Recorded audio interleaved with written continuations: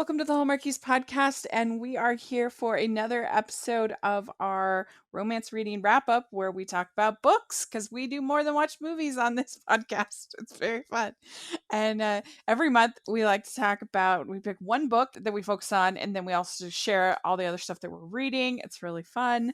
I am film critic Rachel Wagner, and Bree is here. Hey everybody. Yes. How are you doing?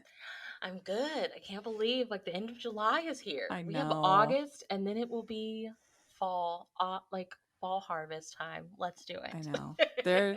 know. We're getting very close. Last year we had our first brainstorming session for our holiday season coverage in August. So it's coming very soon.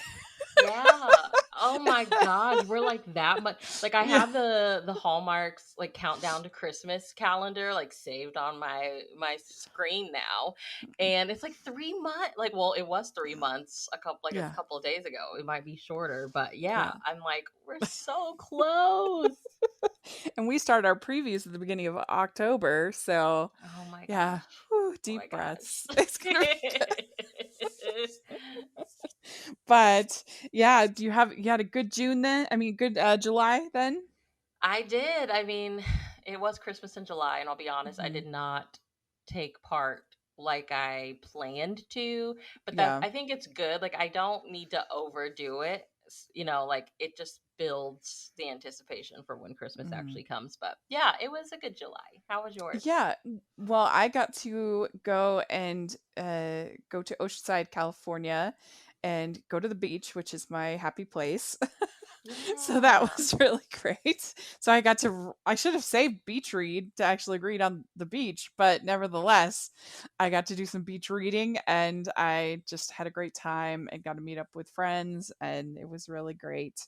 And so yeah, I had a really fun July. Okay. Yeah. And so looking forward to August, and I did get to watch some Christmas in July. I watched the new movie, which we covered. I watched a few other little things, mostly for various podcasts that are coming. Yeah. But yeah, Crashing Through the Snow was adorable, I think. it was really good. Yeah, it's made me optimistic for what's going to come in the upcoming season.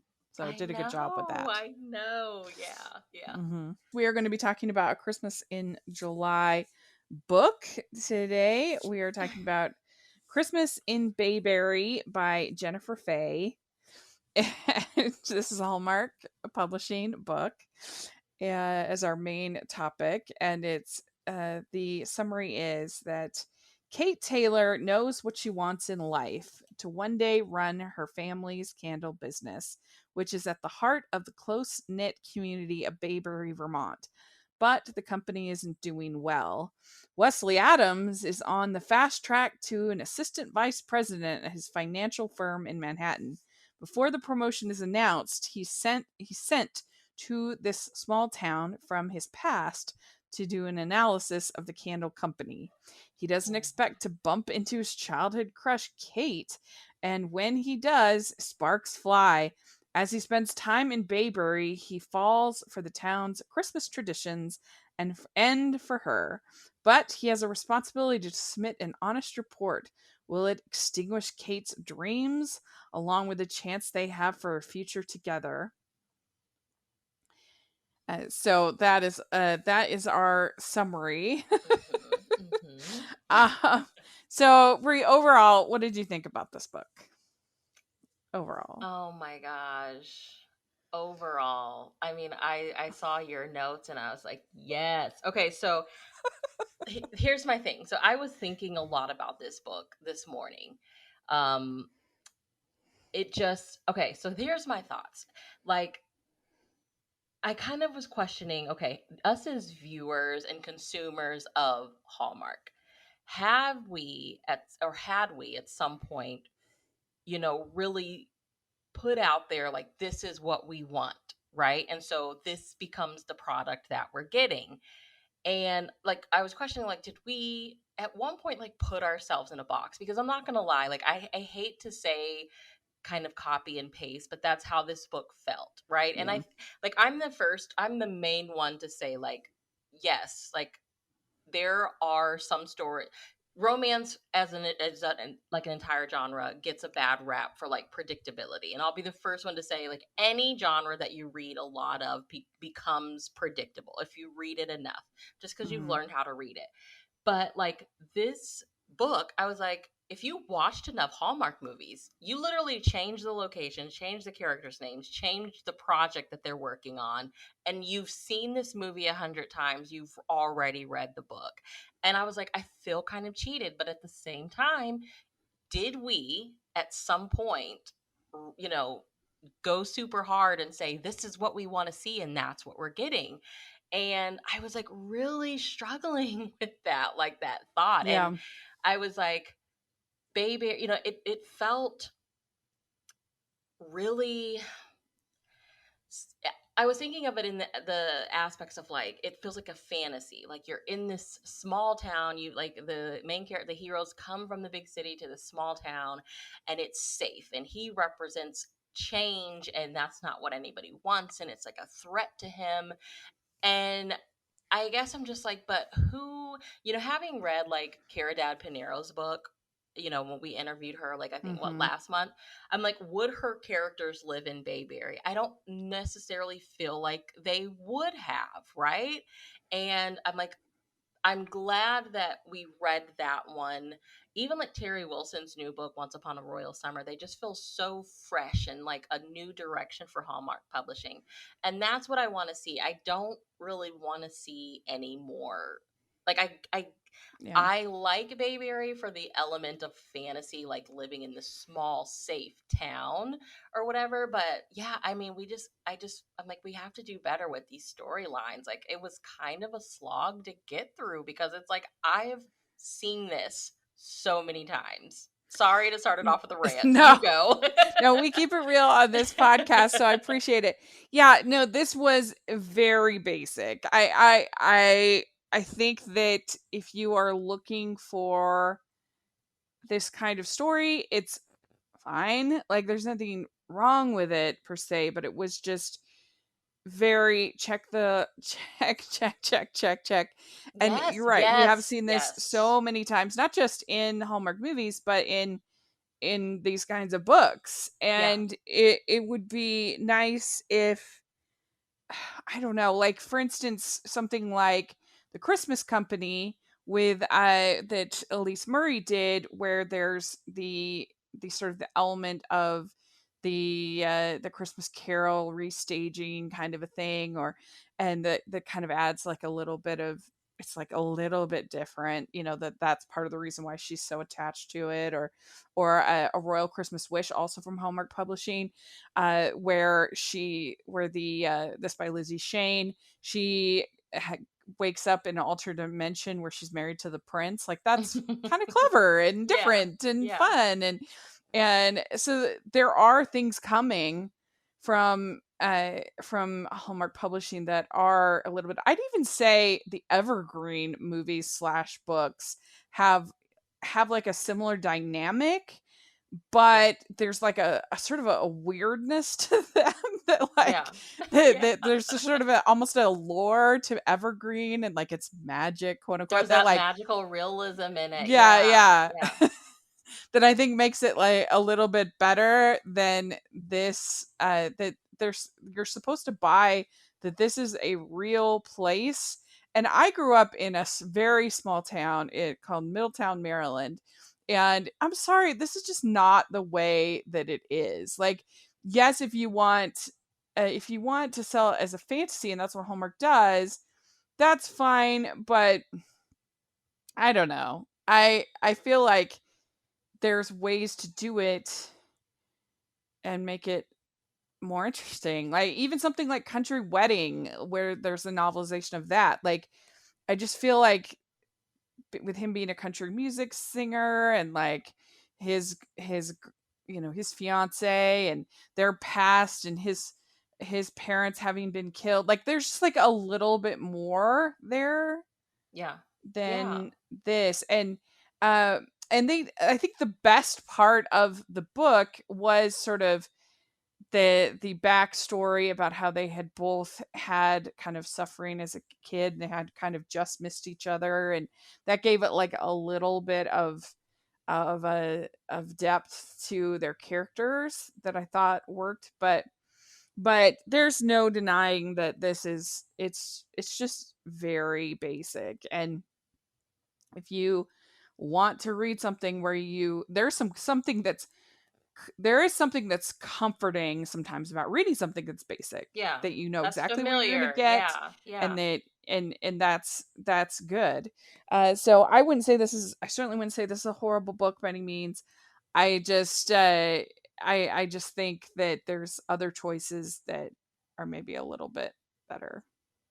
Yeah, like I was listening to it and reading it, and I was like, man, I was like, okay, I could see myself writing a story like this if I was a writer. Like you Mhm. said, I grew up in a pretty small-ish town. It's growing. I don't get back there that often, but like, the big thing is like the state fair is held there. So, I Mhm. mean, at one point in the year, it does become like there's this influx of people, and I'm like, okay, what part of the town could I save? Oh, maybe Yeah. the hotel downtown. Like, why would I do? And I was just like, it's so easy to like insert ways that you would Yeah. tell this story in there. And I'm just like, but I would not want to fall into that trap of like literally just copying, like removing what's been done before, insert. And I get it. Like, Yeah. there's only so much you can do. Like, every trope's been used and blah, blah, blah. But like, I don't know. I think when you're diehard Hallmark fans and you've seen all the movies, you keep up with the publishing house, you keep up with the books. Like, yeah, I mean, if you're someone that is finds comfort in the familiar, by all means read it. I mean, I'm one of those people too, but there's some times where I'm like, I have literally seen this done 150 ways and I'm Yeah. tired of it. I don't know if you'll agree, but I thought that he was more interesting of a character Yes, he than her. was. Yes, Yeah. he was. Yeah. Yeah. Because he had obviously experienced like some degree of trauma through as a child, just keep getting moved and moved and moved, no sense of like permanency in his life. And and then now he was having to kind of confront that for the first time, which was interesting, Yeah. as this sort of person who got lost in work, which of course we've seen a lot, but nevertheless, I thought it was more interesting Yeah, than and I think too her. because we start with his perspective. Like this Yeah. the beginning of the book is um it's like you want to start the story with the character experiencing some kind of change. So we meet him Mhm. in the big city and he's up for promotion and I'm like, "Oh, here Yeah. we go. He's up for promotion and he's about to go to the small town and meet the girl." Like, I was It like, kind of reminded me "No." a little bit of The Hearts of Christmas with Christopher Ploa. Have you seen that one? Mhm. Mhm. Just because like he is the boss, he's the bad man of business or whatever, but because he's Christopher Plow and he's our lead, like we need to like him, and like his perspective is valid. Like he has to run, like the hospital can't help anybody if it's drowning in debt. Yeah. Like Yeah. it has to make money. That's just a reality. And so like his perspective is right, but it's just about how what is he going to cut, what is he going to do.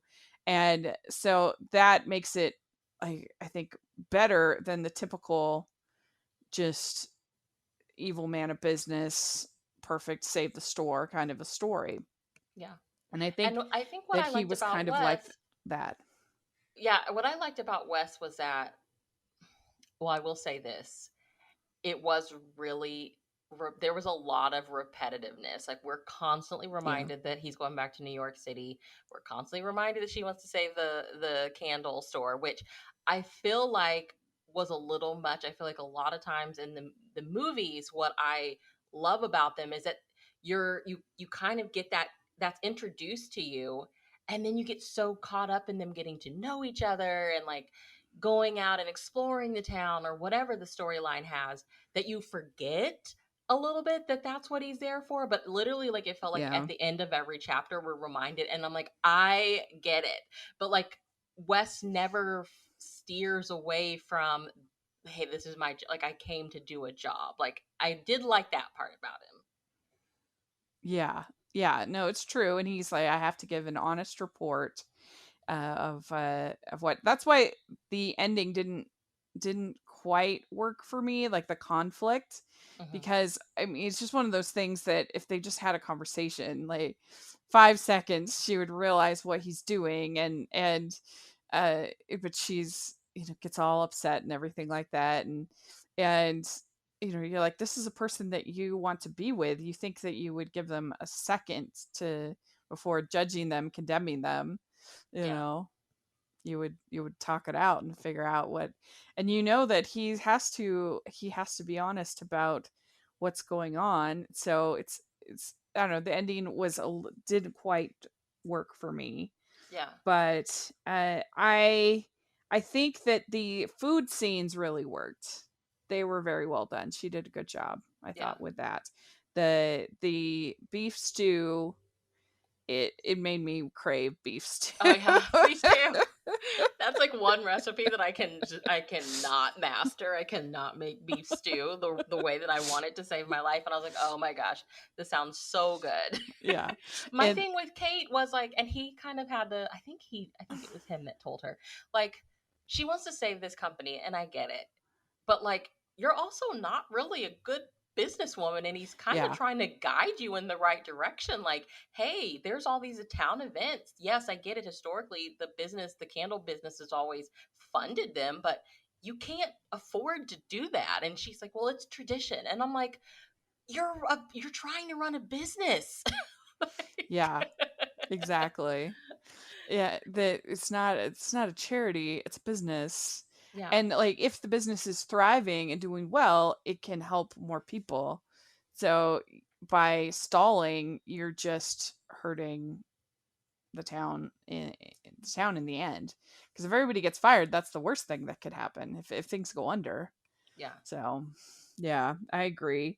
But I also liked the whole scene where they get sandwiches. I thought that was Hmm. a very well done scene. It was very cozy. You could feel how kind of cold it is, and then I mean, there's nothing I love more than like a delicious sandwich I that's like know. well put together. and, and I like the whole idea of sort of this like secret, almost like a what do they call them? Oh shoot, what do they call those like moving meals? I can't think of the word all of a sudden. Supper club. It's almost like a supper club, but for Hmm. sandwiches. And I that was fun. That was enjoyable. And I thought that was it was such a cozy scene for them to be all cold and kind of cozy together. It was fun. Yeah, I mean, the like Santa Claus, that little magical realism part. Like, I saw Santa Claus, and her and Hmm. her friend's like, have you been drinking? Like, there's nobody out here.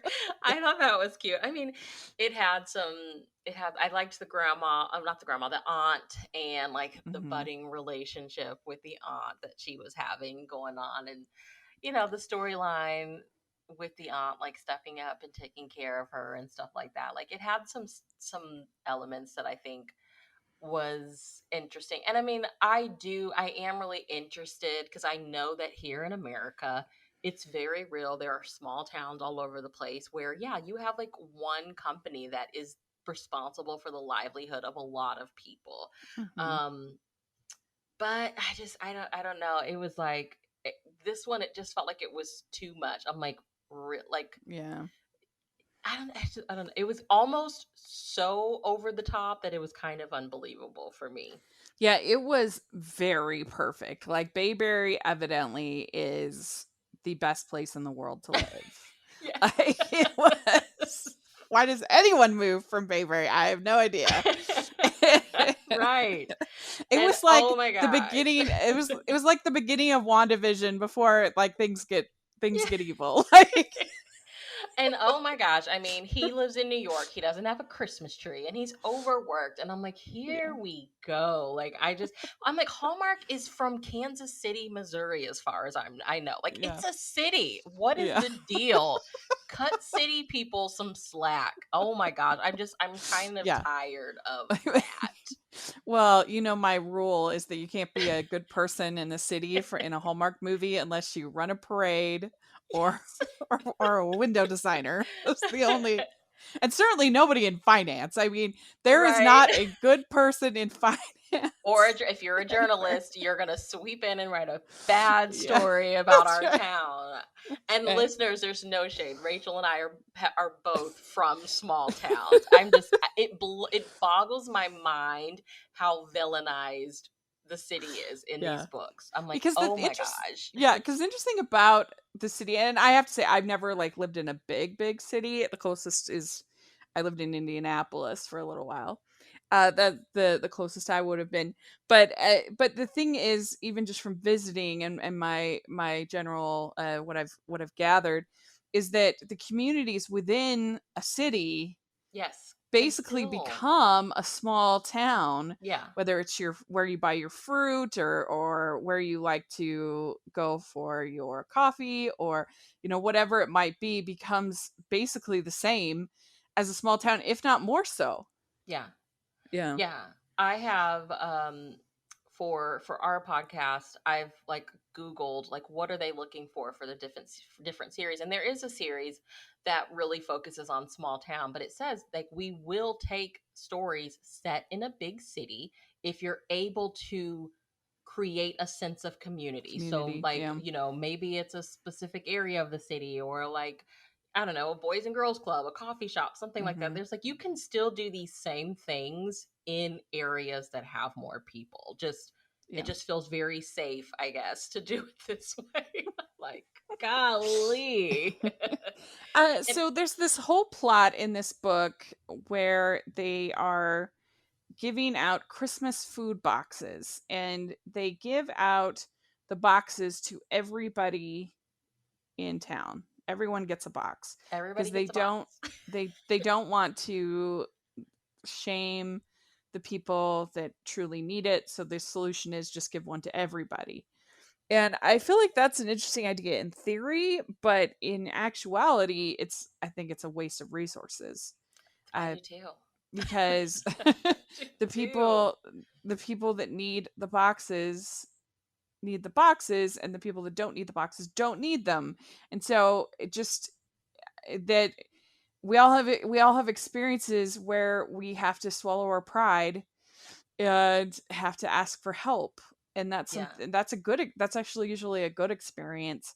And so I think that kind of rang a little false too. I mean, if any of our listeners live in a legit small town where stuff like this happens, please message us Yes, and tell us please. what your small town does during the holidays that, Yeah, like, you think everybody should know. I honestly want to know that yeah. because it's a lot. I will say, I mean, I know the whole like I lived here and I went to what was it, middle school or high school, and then I Hmm. moved. I didn't I feel like that was thrown in there as fluff to like give us some reason to believe that there's already a little bit of established chemistry, especially cuz like she didn't remember him. Not So at all. Yeah. I was like, this is weird. I don't think that I like it. I don't think that it was necessary. Like, Mm. just have him come from the city and do his job and then like fall for each other. But I don't know. Yeah, no, I can see that. I thought that I thought that it kind of gave him, I could just feel the poor sad little boy in him. There was that Yeah. like, and I think you needed that because otherwise he would just be the bad man of business, but it was like a very quick way to humanize him Hmm. immediately, which I think worked. But, things like the Christmas boxes, it's just over the top, where if it had been a story about really helping the people that need it and helping them to feel comfortable and loved, that would have been better than like we're making boxes for everyone. Yeah. But yeah, I can see what you're saying. I thought that the The chemistry was pretty good between them. I liked him better than I liked her, but I liked the whole scene where they have their first kiss. I thought that was pretty well done. And she's very hesitant, and I just wrote down the little quote that she said, it says, "Why had she chickened out of letting him kiss her? It was just a kiss after all, not a commitment.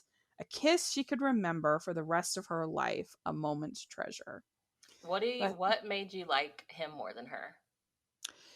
I don't know, I just thought that he was more interesting. I have been in that sort of spot where it wasn't finance, but I was working in accounting, and I just got kind of lost in my job, and I could kind of relate to that more than her experience trying to save the factory or whatever. Okay. Okay. Yeah. Yeah, Would there's you? something about Kate that like sadly just wasn't really that interesting. I Yeah. don't know. Oh Yeah. my gosh, I'm so sorry listeners to be such a downer, but this book was just not really it. You're gonna win some, you're gonna lose some. Yeah. I thought that the dancing, the whole candlelight dance was pretty good. Was pretty well done. You talking about Uh the end, like when it actually mhm. happened? Okay, yeah. Yeah. Yeah, because I That was was like, pretty man, fun. like, I was like, get over it. Like, I didn't go to any dances in school. Like, I get it. You wanted to Yeah. ask the girl and you couldn't ask the girl because you moved. But then when it actually happened, I was like, okay, this is sweet. It's just another one of those things where it's like, I hope the candlelight dance still happens. I was like, again, listeners, if something like this actually happens in your town, please let us I know. know. I didn't get to go to my prom, I didn't so go I either. think yeah. And so I think it would be fun to have like a community dance. I don't think you'd want to do it on Christmas Eve. That would be a disaster. I But know, especially if you whatever. live in like Vermont where it's cold. Like, who's Yeah. going out in a cute dress when it's in Vermont winter? I mean, I am the worst dancer there ever is, but I do like the whole sort of event of it, like Yeah, getting ready and getting your hair done, and it's fun. yeah. Yeah. At least I remember it being fun. It's been a while. I did some dances in college. That was pretty fun. We had one where we set each other up. It was like Sadie Hawkins, kind of dance, Oh, and so we didn't know who we were set up with until the day of the dance, and we had a breakfast the morning of the dance, and you had a corresponding item to the person that you were for the breakfast that you were set up with. And so I think I had orange juice, and he had like cups or something like that. Anyway, something like that. wow. I know I brought orange juice, so something with orange juice, and, and so we all had our little breakfast where we got to meet our date, and then we went to the dance, and it was so fun. It was great. Yeah. They should do more. They should do that for that would be a fun little like Hallmark movie where Yeah. you're the setup or something. They could call it the Christmas setup. Oh my gosh, what's the writer that I like? Is her name Nina? Something Oh, Nina's. Nina Wyman, yeah, Yes, if Nina's listening, here you heard it first, yeah, Nina, right here. yeah. Can you make it happen? So, if you were going to make a Hallmark movie off Christmas in Bayberry, who do you think would be a good Oh my gosh, leads Rachel, for Wes and Kate? I don't think I'd want to do this to anybody. I'm sorry. Like, don't bring this. We have Evergreen. I'm fine. I don't Yeah. need anything else. I don't know who would be Wes. Oh my gosh. Yeah, I think would be somebody different that I would love to see get this chance, and I think Hmm. he could do a good job, is Andrew Francis from Chesapeake Shores, and he's been a lot of supporting, but he plays like a lawyer on Chesapeake Shores, and he's so charming and fun. I think he would be great. And I think someone like Rachel Boston would be good for Kate, because I think she would bring a lot to the role, Yeah. and she's just so innately likable that she would help a lot. And so yeah, that's who I would pick. Those are good picks. I mean, I just Yeah, think that if they had the right writer who could come in and like make this a little bit pep it more up. interesting and make it more Yeah, fun, I mean, it would be a good story. I think it would be a yeah, good story. I just, again, if it's coming out during the holiday season lineup, how many other movies like it are we going to be seeing? yeah. I want it to stand on its own, you know, Agreed. because yeah. Yeah. I mean, there is no doubt how many Save the Factory type stories that we've gotten. There's like the cookie movie with Jill Wagner, whatever that one's called. Yeah. There's the one with with the hats, people that make the hats. There's the Krugel one. Oh my gosh, There's the one with the girl from Full House. I can never remember her actual name. I oh, love her. Candace Cameron Bure. No, not Candace Can the other Oh, sister. Jodie Sweetin. Yes. Yeah.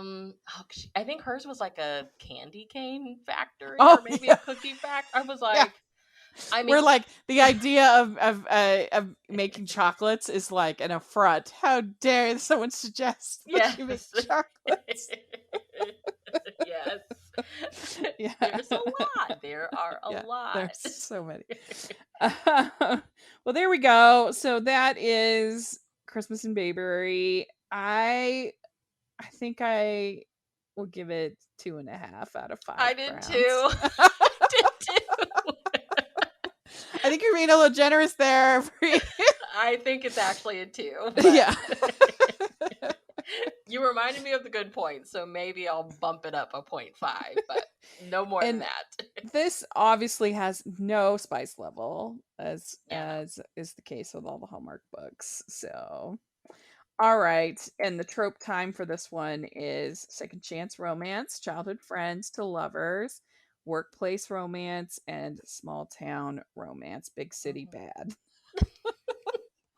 Yeah. Poor big city. All right. We'd like to take a second from this episode of the podcast to celebrate our sponsor of this episode, and that is the Hallmarkies Patreon. Do you love Hallmarkies podcast?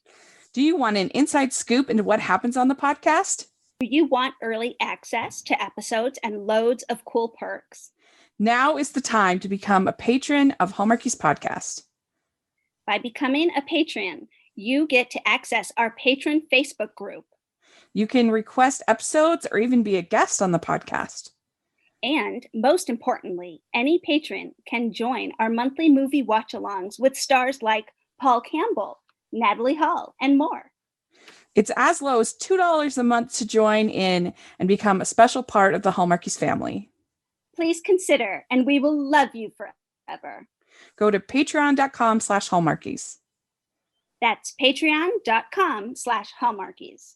Let's talk about the other stuff that we have been reading. Okay. And I have 4 books to talk about, and I only have 1 romance. Well, Okay. no, 2 kind of. So the first one is Sweet Tea by Piper Hughley, and this is actually from Hallmark Publishing, and this is something different. If you're looking for Hallmark to stretch, this is, I think, an example. We are going to have Piper on the podcast coming up. I interviewed her, so she will be coming up in the next week or so. And this is an interesting book. It's about this woman who she is working at a law firm in New York, and she goes back to her small town. I mean, that part Here of we it's not go. different, but like Yeah. some of the other stuff is different. Uh, she goes back to a small town, and there is this man there named Jack who is making a documentary about Southern food and soul food. And he has gotten a job as working for her aunt, who is this queen of Southern cooking. And she, when she first sees this, she thinks he's like stealing her recipes, and she's very kind of upset about it.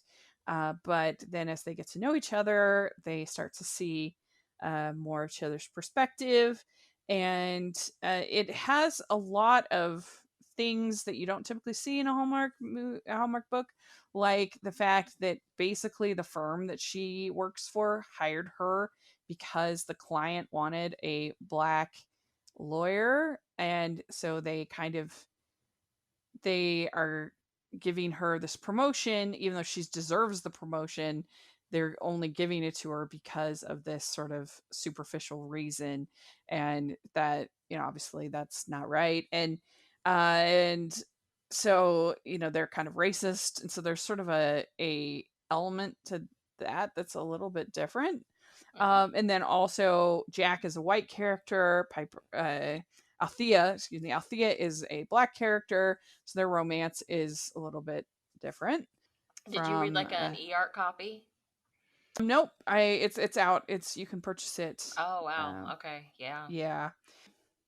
But it is really yummy as far as the food. You will want to go and eat like southern cooking when you Yeah. read this book. Like the food sounds so good. The biscuits and she did a great job like with the food I really want descriptors. that one, but I'm telling you, like, I can't say that because I have seen, like, I've seen Terry Wilson and Caridad Pinero's books in Target. Um, but like, I don't know, like, I'd like to see, and I see Hallmark books in Walmart, but it's usually once they put them into mass market paperback, Hmm. and it's usually like a little, like, a while after the books have Yeah, actually because come this out just too. came out So like it's at just, the end of July. I'd like a little bit more accessibility, I think, Yeah. with their books. Like, I don't really live that close to a Target, so I don't know. But next, Mm-hmm. maybe I'll go over there and see if they have it. I hardly ever see them at Barnes and Noble, though I do know that they have them because I follow Terry Wilson and she manages to like find them in Barnes and Noble. And I'm like, which one are you going to? Because I never see it. Yeah, it came out July 13th. Okay. So Okay. just it's pretty new. And it uh she has done, I guess, a lot of other historical novels, and she likes to focus on the historically black colleges and then like tell their story. Oh, cool. um and so I guess she has a whole set that are based on the uh ancestors of Althea's character Oh, wow. from Okay. like the 1860s or 70 whatever. And I haven't read those, but this is her first one for Hallmark. Okay. And Cool. I just appreciated that it has those tropes that we like, of course, but then there were some things that made it, I thought, a little bit edgier as far as her employment and the way she was treated, and like her having to decide kind of what she is kind of willing to put up with, and she's worked so hard for this promotion. It's But then totally something. also, It's something different from Hallmark because we would yeah, not get that like prior to this yeah, year. We wouldn't have seen it. yeah, and then like looking at the the kind of the legacy of her grandma, and does she want to stay in New York, or does she want to help with her, or uh with her family? And so I don't know, it was an interesting read. Okay. um and then oh wait, well then what's one of the books that you've read? Okay, so you put like four, so I'll do four. So, the first one I want to mention is Awakened by the CEO's Kiss, and this is by Therese Bahari. She is a South African author, and I love her book so much. And this is the romance between Brooke and Tyler. And when we actually get Tyler's perspective in the beginning of the book, and we learn that, like, through his perspective, they know each other, and but she has no idea who he is. So come to find, it has an amnesia trope in it. And so we're like Mm. going along with him, like he's really kind of getting frustrated, like how does she not remember, like we were friends once upon a time. And as the story progresses, we find out, like, she was in a car accident, she's still grieving her husband unfortunately passed away in the car accident. And yeah, it's their romance. Her books are very, very emotional. This was a really amazing story of grief and how the mind protects you. Like, you know, she has a lot of selective memory, and she kind of talks about that in the book of like her mind is literally protecting her from trauma. Um, and yeah, I mean, it has a like a really good family aspect. Like the hero is actually like his sister can't afford to like his sister's kid is sick, and she's like, I really need somebody. She's like a housekeeper. She's like, I still need this money, like, but I can't not, like, the kid has the chicken pox or whatever. And so he's like, I'll go in your place. So it's like a male housekeeper type of thing. It's really good. It's sweet, but it's also like really emotional. And there was no steam in this one at all that I can remember. So yeah, pick it up. It's Awakened by the CEO's Kiss by Therese Bahari. That sounds fun. That sounds good. So my next read that I did this month is was for my book club that I'm in. It's called Born a Crime by Trevor Noah, and evidently there's also a graphic novel version of the story. I read the regular one, and I actually listened to it. It was a very good narrator, and I went into this with fairly low expectations because a lot of these kind of celebrity books are just not that great. But this was actually really good. I really thought it was fascinating. Uh, I am not honestly that familiar with Trevor Noah. He's not somebody I watch regularly. I wouldn't say I'm not a fan. I just literally just don't follow his career that much. So I I I, I didn't know what to expect, but it was fascinating. It was all about his childhood in apartheid South Africa, in post apartheid, and there's a lot of really interesting stories. He's a mixed race child during that time, which was definitely very unusual. And so it talks a lot about the different experiences that he had. And with his mother, who's black, his father was white. Um, and he says he was born a crime. Uh, he did get into some criminal activity when he was a young man. He talks kind of all about that and that experience, and I don't know. It was very engaging. He did a very good job telling stories about his life and especially when he was little. And there's like a good mixture of just sort of funny stories, but also like upsetting stories. And there's there's one of his friends, if you can believe it, was actually named Hitler. Oh my gosh. And there's some like crazy stories about that. Um, and I guess that in that time, people would name their kids after just like what they saw as like leaders, and there wasn't that same connection with the atrocities, which is crazy. But anyway, it's some crazy stories, and so I liked it quite a bit. I thought he did a very good job of writing a memoir that was engaging, that taught you something that I know nothing about South Africa at the time, so it was just sort of a new place to sort of be in, and so I recommend it. I thought it was good. It does have a lot of profanity, so it's not going to be for the Hallmark approved crowd, but Yeah, I I have enjoyed it. not heard like anything bad about that book. I don't know why I haven't read it Hmm. yet. Like it's I don't follow him like that either. My husband's a pretty big fan of his, but yeah, like him being born interracial was like illegal. So Yeah, like, you know, and yeah, I've heard some people say that it's kind of, there are parts of it that are like love letters to his mom essentially. Like yeah. there's, I guess, a lot of like mention of his mother and stuff like that. So I need to finally read that book. I don't know why I haven't read it. Yeah, because his mom, like, intentionally basically told his dad, said, I want to have a child, and I've chosen you to be the person to have a child with. So Wow. she, like, intentionally said, I want to have a mixed race child. I'm going to raise him on my own. Like, very unique for that time period, that's for Yeah. sure.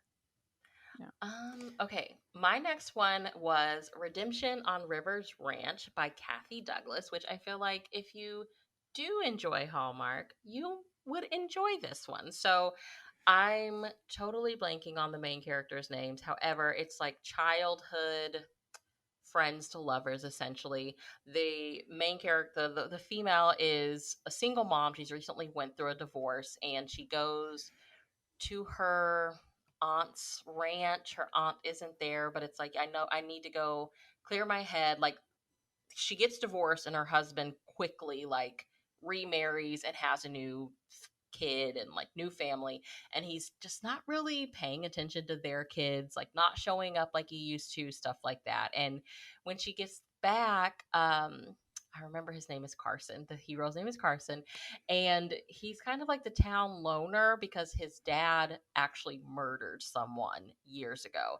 And him and his dad didn't really have a close relationship either. His dad really thought he was a loser because he didn't want to do sports and stuff like that. Like, he really just wanted to work on a ranch and like work with horses and stuff like that. So this is really the story of two people finding each other or like reconnecting at a time when they both don't realize they need it. It was really sweet, really kind of emotional, but also like the kids in the story just make it fun. And I love when kids bring a character out of their shell. Like, sometimes I think kids in books are kind of annoying, but sometimes I feel like they really do serve a purpose. And this is one of those instances where it's like they kind of helped bring him out of his shell a little bit more. So Mm-hmm. yeah, I thought it was cute. So it's Redemption on Rivers Ranch by Kathy Douglas. Cool. That sounds good. All right. Well, my next book that I read is actually another memoir, and it's called Crying in H Mart by Michelle Zauner. And this is a really good book. I happen to really love memoirs, I do too. especially, Yeah, I do yeah, too. they're one of my favorite genres. And this is really good. She basically tells the story of her relationship with her mother. She is Korean, American daughter of a Korean woman and a white man. Is her father's white, her mother's Korean, and so she kind of talks about their struggles, similar to like Joy Luck Club and sort of that way of like the struggles between one generation and the next generation, and but then her mother gets cancer, and she goes and takes care of her mother. So most of the book is about the, I don't know if it's a year or longer, that she is with her mother, taking care of her mother. And it can be quite painful and hard. Obviously cancer is the worst. But she also plans and they have her wedding so that her mother can be part of it. So there are some like moments of joy and sweetness, and it was just really well done. It was really honest, and I I really I thought it was great. So My next one is her hidden legacy by Danica Favorite, and this is a love inspired romance, so it is a faith based romance. And in this one, the main character is a journalist. Journalist, and she goes to this ranch, and she knows when she gets there that she's related to like the person that owns the ranch. She is the grandchild that he's been looking for a long time, but she wants to get a feel first before putting it out there that that's who she is, because her mom has always told her like it was a bad experience back when her and her father lived on the ranch and worked on the ranch.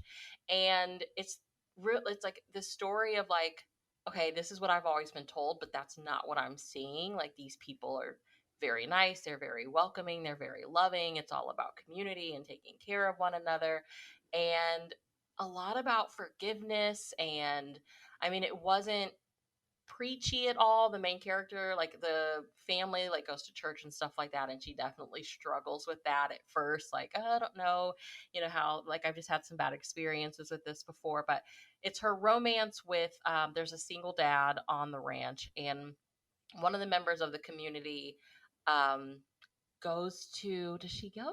Yeah, she does. She goes to jail in the story, and she has kids, and he like steps up. It's like no brain, like nothing he has to think about. He's like, I'm taking the kids in.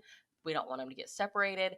And she had that experience of like her mom, every time she would get in a relationship and the guy would have kids, she'd essentially be like adopting these kids. They'd end up staying with them. So she's really drawn to like helping him because she's so used to being the older sibling. And it's like he is totally not the person that she expected to connect with. Like, I just came here to do a job and to leave. But like, and like, I don't want kids and I don't want to settle down right now. I want to focus on my career. I'm finally in the point of my life where I can put myself first.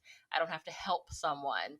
And then the person that you meet that is your person like comes with all of those strings kind of attached. So it was really sweet. Again, like if you're into faith-based romances, this one's definitely for you. I think if you like Hallmark, you'll probably, enjoy this book.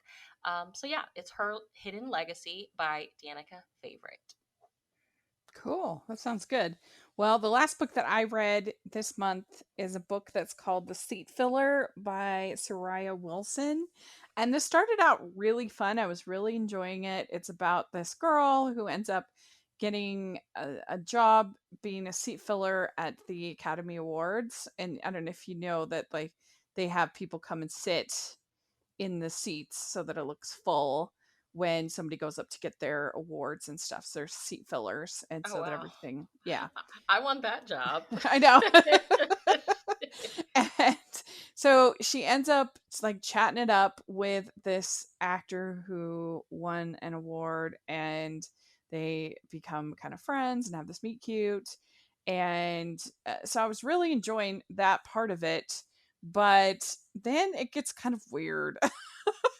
Oh gosh, you have to It tell me gets because I have this book. So if oh, I you need to do? not read it for a little while, let me know. It gets pretty fan fictiony, and it's obvious this author is like super into Adam Driver, and like the actor is far too similar to Adam Driver, and it just gets a little bit weird that like I don't know, that like he's a veteran, like served in the military like Adam Driver, like I don't know, just there were a lot of things that were like what is going on, and and so I think that that's where it kind of lost me a little bit, is that like this sort of fan fictiony the author wants to place herself in a romance with Adam Driver, and so she Yeah. wrote it, and I'm like Oh what? gosh. Oh my gosh. Like it's just too similar. She shouldn't have made it so similar. It's so obvious that it's Adam Driver. Yeah. And I mean, I love Adam Driver. Don't get me wrong. I just watched Annette this week, and that is a bonkers movie, not Hallmark approved. Um, but I love Adam Driver. But I don't need to see somebody sort of thirsty fan fiction uh of wanting to be in a relationship with Yeah. Adam Driver, who's married, by the way. So it's just weird. Um, but yeah, so I wouldn't recommend the seat filler. I thought it had a really fun premise, but yeah, it just kind of took a turn once the relationship started happening. Okay. So that is my last one. My last one is it. I did read it early, so it comes out, I think, in October, maybe the end of September. But I honestly think it would be perfect for Hallmark. I mean, we saw this in one of their films last year, but it's The Lights on Knockbridge Lane, and it's by Rowan Parrish, and it is the first gay category romance. So I'm so excited, and it was wonderful. So it follows Adam, who is a single dad of a little girl named August, but we call her Gus, and they come back to the town after his previous relationship ends, and it they learn quickly like the gentleman that he was in a relationship with really didn't want that whole family life and just kind of flakes on him and Gus. That's what August is called for short. So like they go home, and across the street is this guy named Wes, and everyone in the town thinks he's like a vampire. They don't see him at all during the day. And I mean, we find out as the story goes on, like why. There is a little bit of a twist that I thought was fun, but he's also like this really cool scientist. And the meet cute has like basically Gus breaks into his house because she knows that he has like lizards and spiders and stuff in there. And I mean, I just thought the emphasis of like little girls finding science cool was just amazing.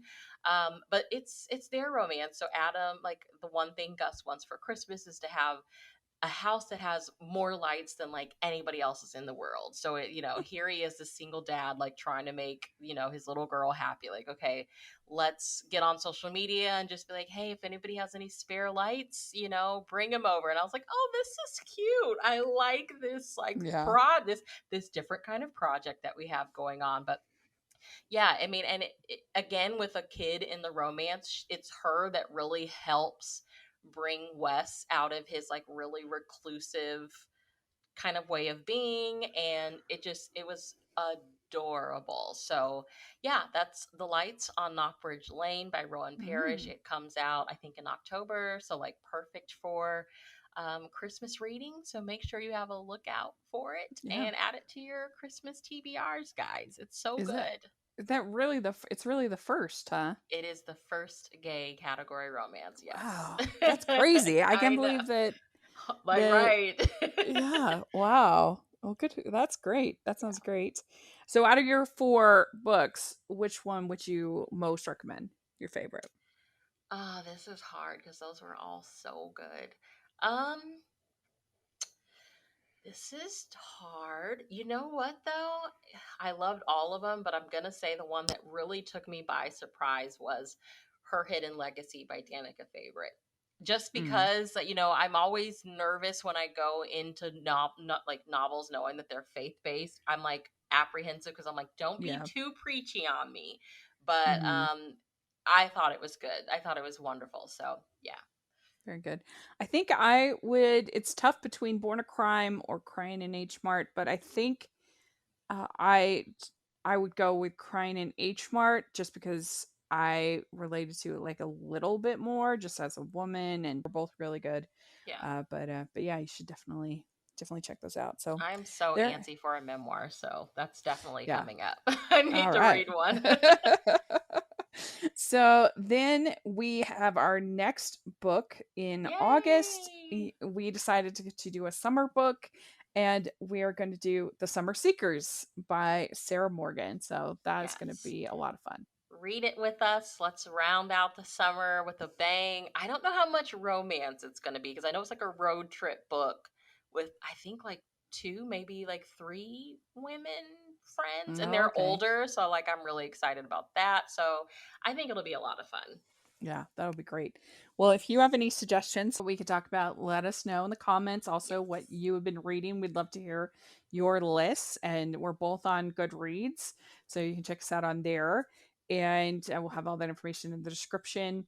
And Bree, where can people find you? I am at Falling for Romance on Instagram, and I co-host the Categorically Romance podcast. And that's it. Great.